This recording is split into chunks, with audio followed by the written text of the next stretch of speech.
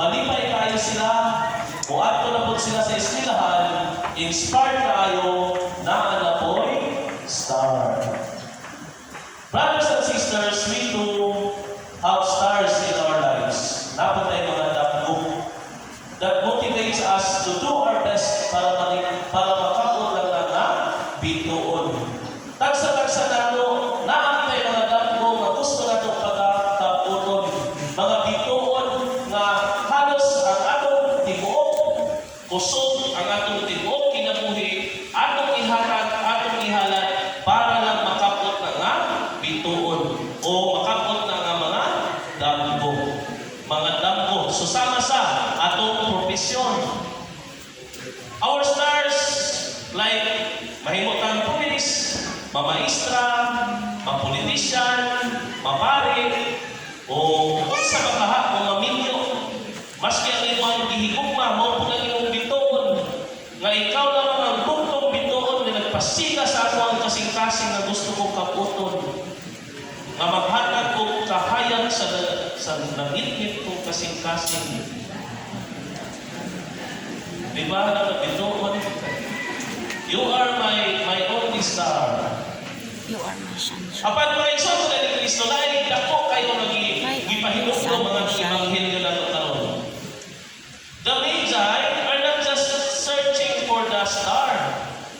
They are searching for what the star represents.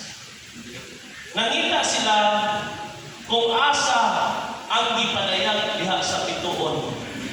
Ipakita sa ebanghelyo nga ang bituon giya lamang nga maabot sila sa Ginoo. The star is a guide towards the Lord. The star is a means towards the end, our God.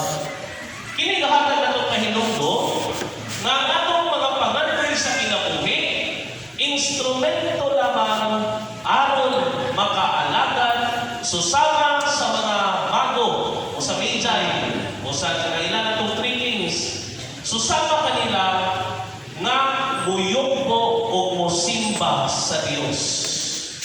Ang mga bituon sa kinabuhi, instrumento lamang alang sa pagserbisyo sa Ginoo.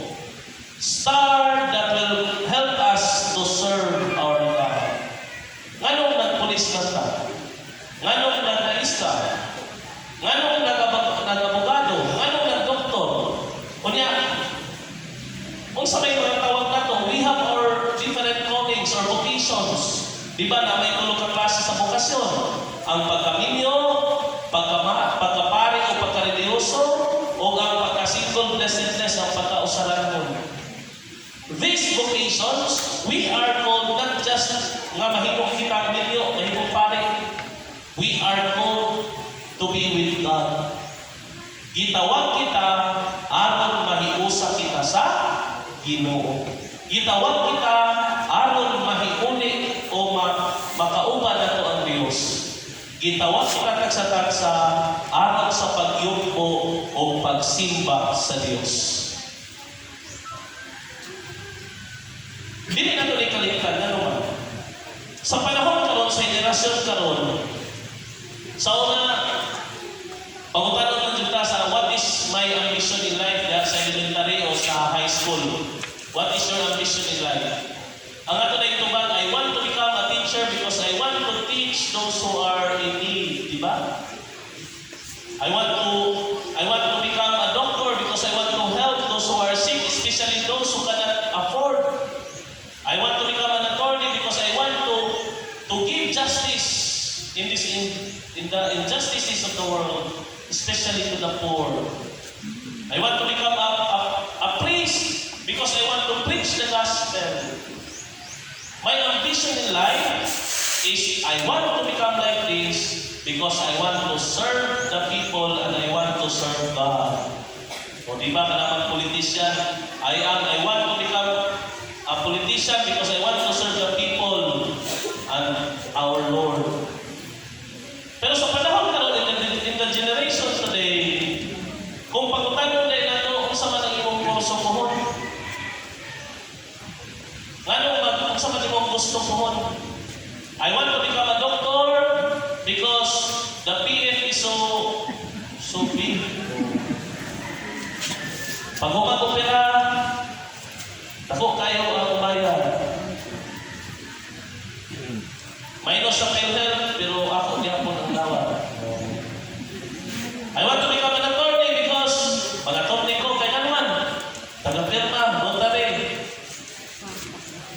Kung dipindi sa municipality, kung booking 200, pero kung sunod, 1.5. I want to become, nanakin, klase ako, sa may mong gusto nga ako gusto karon, I want to become a priest, ano man, kay taga-lumpa sa pare. Wala. Magpali ko kay taga-lumpa sa pare, suko. Daghan suko. May ambition in life. Nganong gayon ani man ko karon. Nganong gayon ani man ko karon. Karon ini ebanghelyo ipadayon na maski di ay ang mga mago they were pagans and they don't believe on God. Unang gitawag sa isipan niya because the revelation of Jesus is revealed to the whole world. Maski outside sa Jerusalem, nailhan si Jesus nga Ginoo. Nailhan si Jesus nga Mesiyas.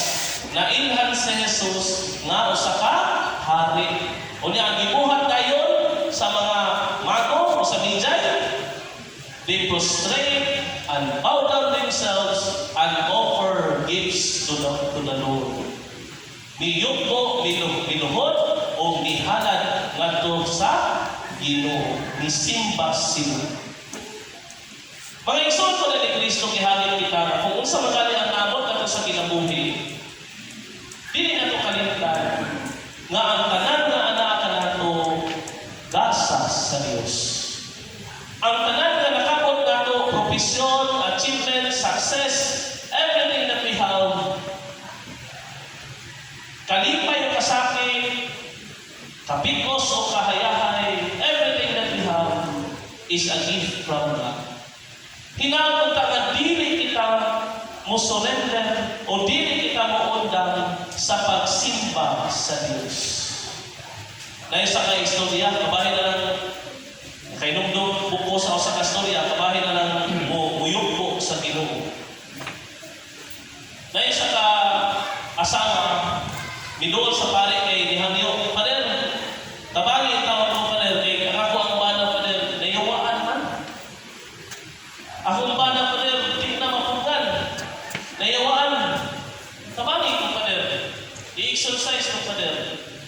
So ato na yung pare, dala ang pare o kuhan, bindita, crucifix, ayun, puyok ko na yung mga esputoy, mga tulights. Nagikan man ang mga kulay sa itong pahalok sa ninyo. Dala po sila ng sipot, ano? Pag-ana na sa pare nito, pahawa! Gidulit ang krusipino sa atang. Miyaso! Sus, kalugayan aso kay ni-smile mo lang naiwaan. Mingon mo siya ka, anak na kong init. Di na ko anak na kong init. Kuha sa bindita, gibindita, istorya na ba niya? Gibinditahan niya, gibasa niya kayo, may asong gabon. Asong, sus, may smile na mo na yun. Anak na kong init. Anak na kong init eh, ha?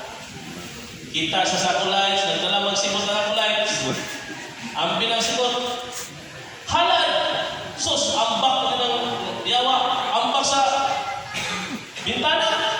Bilin kong spartan na sa nilas. Pag-anas pare, halad! Ambak na sila siya. Munang kumana na yung wali, kung maghalad na.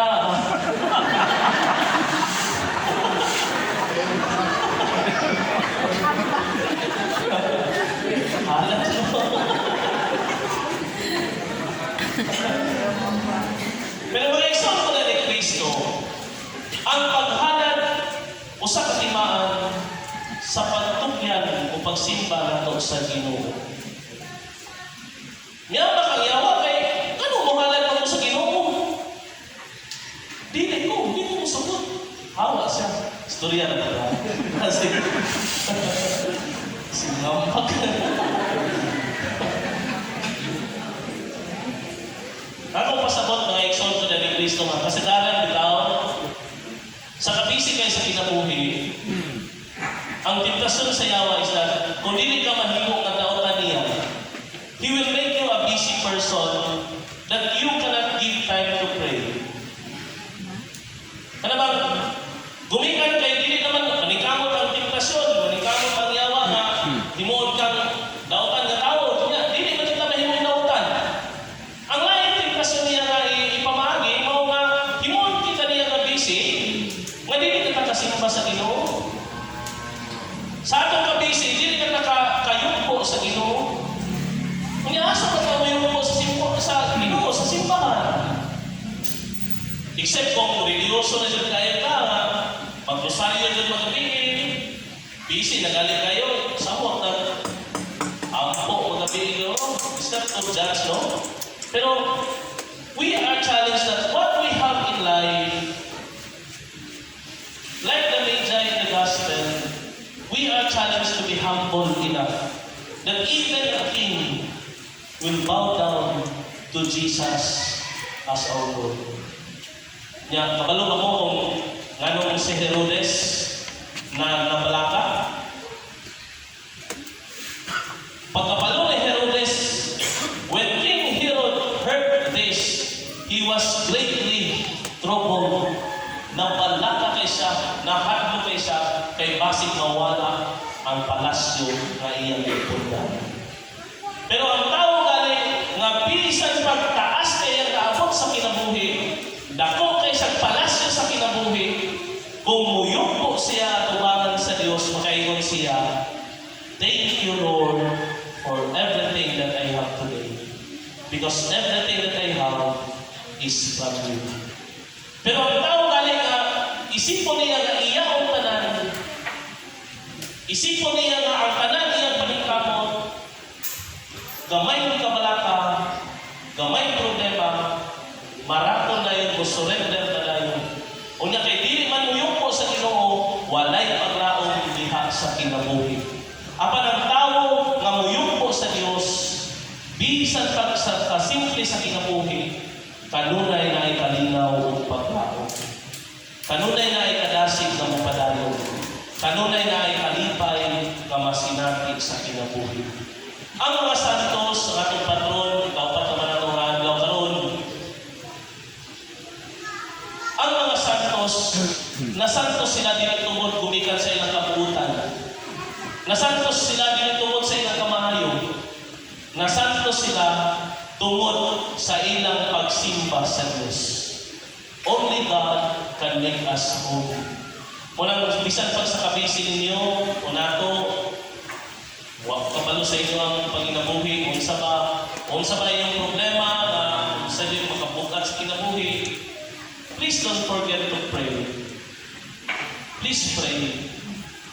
Kaya ang Ginoo mismo maghatag na ng kadasi ng patay. Usahay, kapoy kayo nga makapot sa itong mga bituon sa kinabuhi. Yes, we are challenged to reach for our star. But sometimes it is difficult. Kapoy mangandoy, kapoy maningkamot, kapoy mag-uwi.